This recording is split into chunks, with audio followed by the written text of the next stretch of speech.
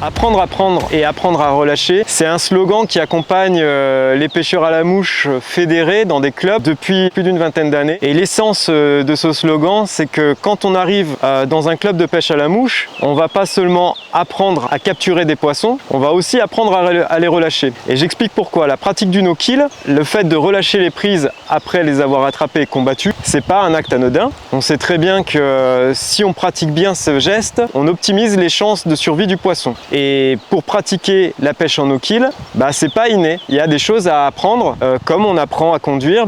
Pour remettre un poisson à l'eau, il y a des choses à savoir. Alors comment relâcher un poisson correctement? Déjà, on va se poser la question de savoir quel est le meilleur fil ou la meilleure canne, association canne-fil qui va nous permettre de combattre efficacement les poissons et éviter de faire durer les combats inutilement avec des poissons qui peuvent éventuellement aussi se blesser avec une énième pirouette dans les mains dans les galets.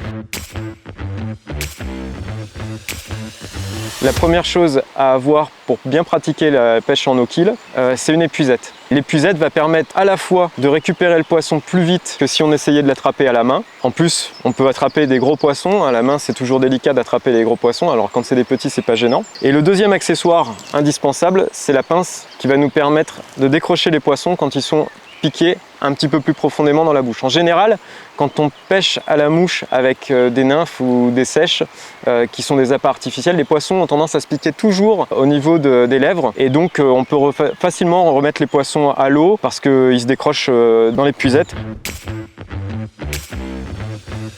On utilise des hameçons sans ardillon qui vont du coup juste faire un petit trou dans la lèvre du poisson et qui vont aussi vite se décrocher quand ils sont dans l'épuisette. En fait, ce qui fait qu'on prend le poisson et qu'on le met jusqu'à l'épuisette, c'est déjà de bien garder la tension avec la ligne. Donc on peut pêcher avec des hameçons sans ardillon sans problème avec d'autres techniques. Ce qui est bien important, c'est de gérer la tension et de faire en sorte que le combat ne dure pas trop en utilisant les bons diamètres de fil. On ne va pas sous-évaluer les diamètres de fil parce que les poissons sont difficiles. Il faut pêcher avec le bon diamètre.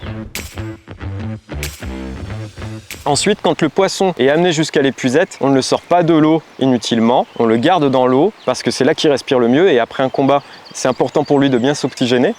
Quand le poisson est donc prêt à être décroché, soit l'hameçon est déjà dans l'épuisette parce que le poisson s'en est défait tout seul et là il y a juste à le remettre à l'eau, ou alors on prend la pince, on le décroche de manière sécure puisque là le poisson ne peut pas s'échapper et il ne va pas nous glisser des mains pour aller dans les galets. Et le poisson, on le remet à l'eau tout de suite. Un autre geste simple qui permet de bien manipuler les poissons, c'est de se mouiller les mains au préalable. Faut savoir que le mucus des poissons, c'est une protection.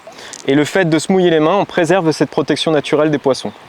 Quand on s'est mouillé les mains, qu'on a pris le poisson et qu'on l'a remis à l'eau, là, ses chances de survie sont quasi de 100%. Et en gros, à part si le combat a vraiment duré et qu'on remet un poisson malement sans s'assurer qu'il soit bien reparti, vraiment en général le poisson il repart tout de suite et il retrouve sa cache. Par rapport à la prise de photos, aujourd'hui on est dans un monde où la passion se diffuse sur les réseaux sociaux. Ceci étant, je vois aussi des gens qui vont se permettre, pour immortaliser l'instant, de faire une séance de photos digne d'une séance de photos de mode où le poisson est pris dans toutes les positions. Clairement, c'est les choses à bannir. Il vaut mieux prendre le poisson, avoir la caméra en mode vidéo et récupérer la photo quand on est devant son ordinateur ou avec son téléphone portable, plutôt que de vraiment mitrailler avec son appareil photo toutes les positions du poisson et remettre un poisson qui finalement a passé plusieurs minutes à l'air libre. Et là, ses chances de survie sont quand même beaucoup plus réduites. On peut arriver à réoxygéner un poisson. Il faut savoir que, en fonction de la durée des combats, ça peut arriver qu'un poisson soit un petit peu essoufflé. Il vaut mieux garder le poisson dans une zone un petit peu de courant, mais pas un courant trop vif, et remettre le position tête face au courant. Et là, en fait, le poisson petit à petit va se réoxygéner, et quand on le relâche, on s'assure qu'il reparte bien. S'il repart pas bien, on va le chercher et on recommence. Et en général, ça peut durer quelques secondes, mais généralement les poissons se réoxygènent bien et ils finissent par repartir d'eux-mêmes et il n'y a pas besoin de les assister à ce moment-là. Il faut vraiment que le poisson reparte naturellement et là on se dit que le poisson il a toutes les chances de survie. Donc les pêcheurs à la mouche sont un petit peu à l'initiative de cette vogue de la pratique de la pêche en no-kill. Aujourd'hui, il y a beaucoup de pêcheurs au leurre qui le pratiquent aussi. Les pêcheurs à la carpe, bien entendu, pratiquent. Et je pense qu'à l'avenir, il faut vraiment que les pêcheurs se rendent compte que les rivières, elles souffrent de différents maux. Même les lacs sont parfois en souffrance avec les fortes chaleurs. Donc apprenez à de temps en temps résister à la tentation de pêcher si vraiment vous sentez que les poissons ne sont pas en forme. Et quand vous allez à la pêche, adoptez les bons gestes et vous ferez en sorte que on puisse donner une meilleure image de la pêche. Aujourd'hui, on est vraiment dans une dynamique où la pêche se pratique comme un sport.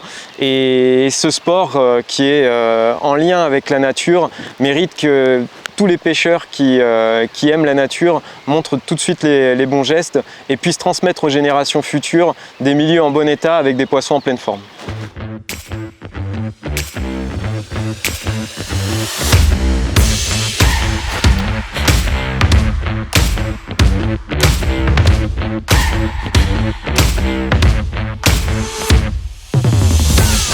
Voilà, c'est un petit. Hop. Voilà, ça c'est un ombré. Donc là, je l'ai mis à l'épuisette pour raccourcir le combat. C'est un poisson qui a tendance à se tortiller dans tous les sens, donc c'est toujours plus simple de le manipuler à l'épuisette. Hop, et voilà, il est reparti. Tout de suite, il se met dans mon sillage. Là, il est en train de reprendre ses esprits, mais d'ici quelques secondes, il est reparti dans le courant.